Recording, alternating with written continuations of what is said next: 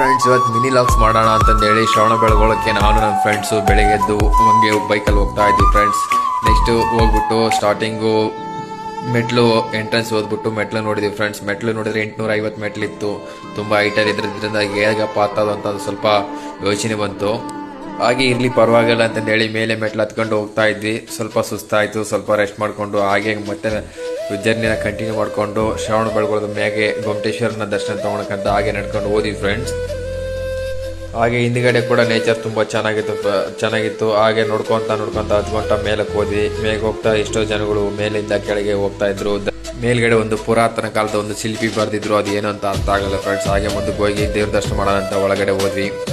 Next ಒಳಗಡೆ ಹೋಗ್ಬಿಟ್ಟು ದೇವ್ರ ದರ್ಶನ ಮಾಡಿಕೊಂಡು ಮಂಗಳಾರತಿ ತಗೊಂಡು ದೇವ್ರ ದರ್ಶನ ಮಾಡಿಕೊಂಡು ಗೊಮ್ಮಟೇಶ್ವರನ ವಿಗ್ರಹ ನೋಡಿಕೊಂಡು ಪೂರ್ತಿಯಲ್ಲಿ ಎಲ್ಲ ದರ್ಶನ ಮಾಡಿಕೊಂಡು ಮತ್ತೆ ಎಲ್ಲ ಇನ್ನೊಂದು ಸತ ಅಲ್ಲೆಲ್ಲ ನೋಡ್ಕೊಂಡ್ಬಿಟ್ಟು ಫ್ರೆಂಡ್ಸ್ ಮತ್ತೆ ರಿಟರ್ನ್ ಹೋಗೋಣ ಅಂತಂದೇಳಿ ಕೆಳಗಡೆ ಬಂದ್ವಿ.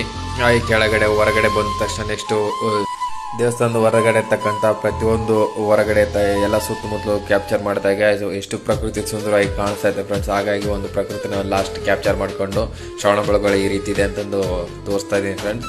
ನೆಕ್ಸ್ಟ್ ಮುಂದಿನ ಲಾಗಲ್ಲಿ ಸಿಗೋಣ ಫ್ರೆಂಡ್ಸ್.